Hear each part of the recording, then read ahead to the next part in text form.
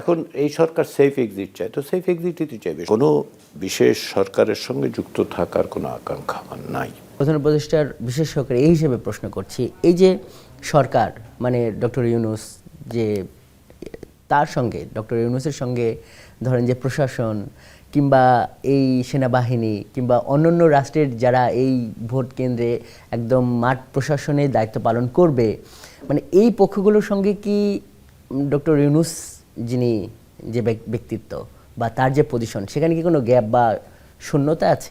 আমি এখন পর্যন্ত তো দেখিনি, বরঞ্চ সুস্পষ্টভাবে এই কাজটা যেহেতু ওনার প্রায়োরিটি, সেহেতু প্রশাসনের দিক থেকে, আইন শৃঙ্খলার দিক থেকে সামগ্রিকভাবেই সকলেই চাচ্ছেন কাজটা করার জন্য, এবং তার কেন্দ্রেই আসলে আছেন অধ্যাপক মোহাম্মদ ইউনূস। প্রধান উপদেষ্টা তো বক্তব্যও দিয়েছেন এবং তিনি সার্বক্ষণিকভাবে যোগাযোগ রাখেন। এমনকি আমি এটা আপনাকে বলতে পারি যে আমাদের যে কাজ, প্রচারের যে কাজ, সেই ব্যাপারেও উনি কিন্তু উৎসাহ নিয়ে আমার সাথে কথা বলছেন। আমাদের কাজ আমি জানাচ্ছি, উনি কখনো কখনো পরামর্শ দিচ্ছেন যে এটা করা যায় কিনা দেখো, বা এইরকম বিষয় আর কি। তো ফলে ওই এই ধরনের দূরত্ব আছে ইত্যাদি, এটাকে আমি সঠিক বলবো না। রাজনৈতিক দলগুলোর পক্ষ থেকে নানান ধরনের মন্তব্য আসছে। এক রাজনৈতিক দল আরেক রাজনৈতিক দলকে ইঙ্গিত করে বলছে যে সরকার সেদিকে হেলে পড়ছে, আবার কেউ কেউ বলছে যে এরা একটা সেফ এক্সিট চাচ্ছে। মানে এই আলোচনাগুলো, এই সেফ এক্সিটের গল্পটা আমার খুব চমৎকার লাগে। সেটা কি জানেন, আসলে তো সেফ এক্সিটই চাওয়ার কথা। সেফ এক্সিট মানে কি? কোনো কেওয়াস টেওয়াস হবে না, পিসফুল ট্রানজিশন হবে। এই মানে বুঝছেন? হ্যাঁ, সেফ এক্সিট তো তাই না? আমি তো তাই বুঝি। এখন এই সরকার সেফ এক্সিট চায়, তো সেফ এক্সিটই তো চাইবে। সব কিছু সুষ্ঠুভাবে হবে, শান্তিপূর্ণভাবে ক্ষমতার হস্তান্তর ঘটবে, নতুন সরকার প্রতিষ্ঠিত হবে, এবং এই সরকারের সঙ্গে যারা যুক্ত তারা একভাবে নিরাপদভাবে সকলের সাথে যে যার দায়িত্বে চলে যাবে। অধ্যাপক ইউনূস তো বলেছেন তিনি রাজনীতিতে থাকবেন না।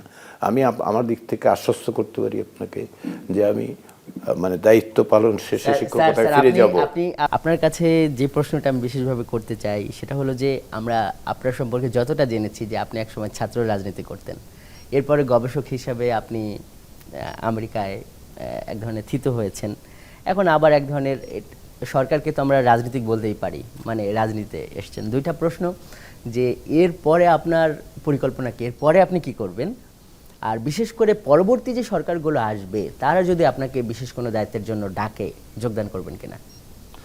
প্রথমটা হচ্ছে যে এই দায়িত্ব পালন শেষে আমি শিক্ষকতার দায়িত্বে ফিরে যাব।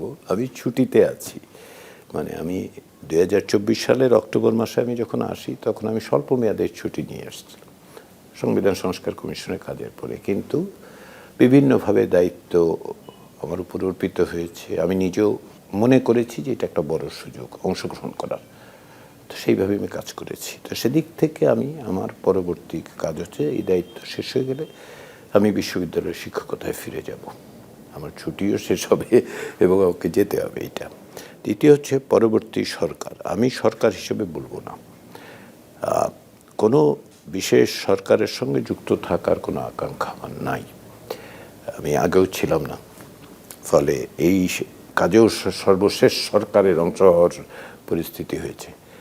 তবে এইটা ঠিক